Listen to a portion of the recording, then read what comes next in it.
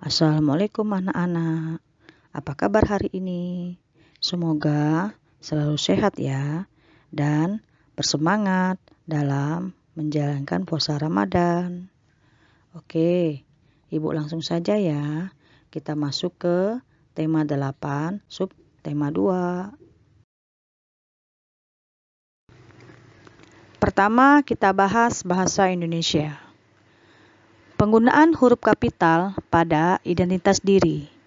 Huruf kapital digunakan pada huruf awal nama diri, nama sekolah, nama tempat lahir, nama bulan, dan nama alamat rumah.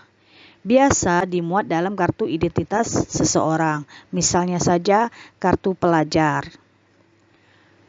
Penggunaan tanda titik pada penulisan waktu.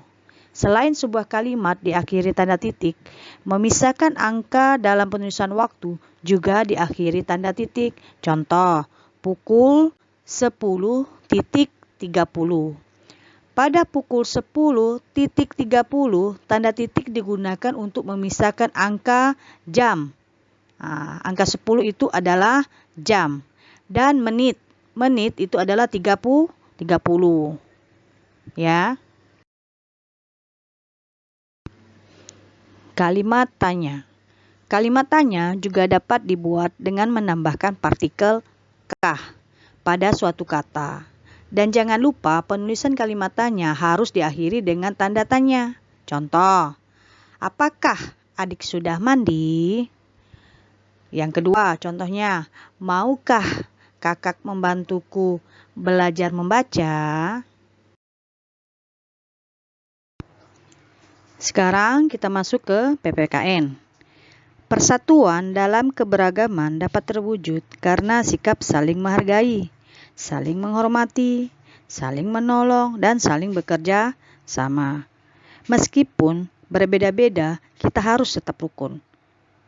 Rukun ketika kerja bakti maupun sedang bermain dengan teman-teman.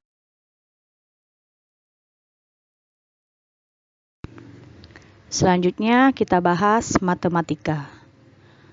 Lama suatu kegiatan dapat dinyatakan dalam satuan jam atau menit.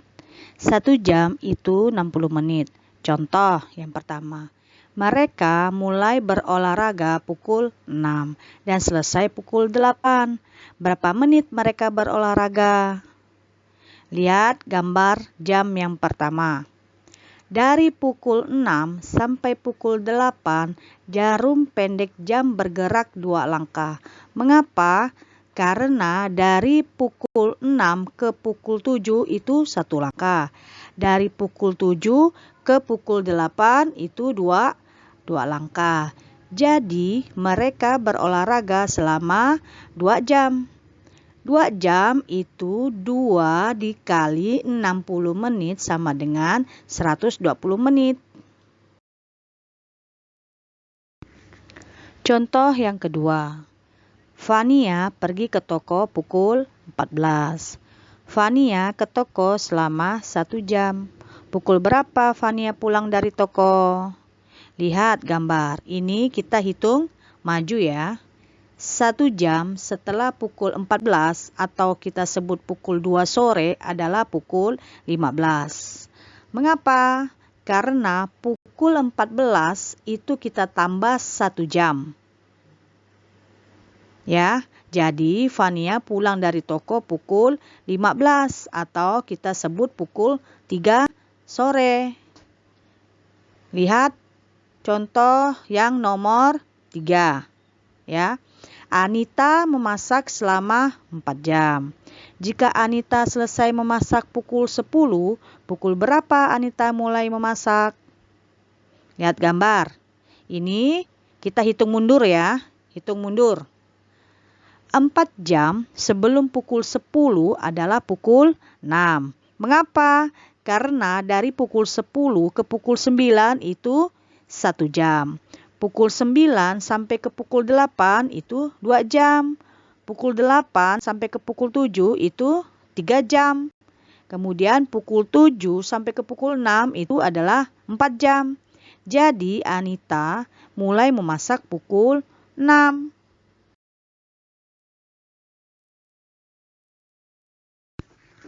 Selanjutnya, kita bahas SBDP. Meniru kegiatan sehari-hari dalam tari.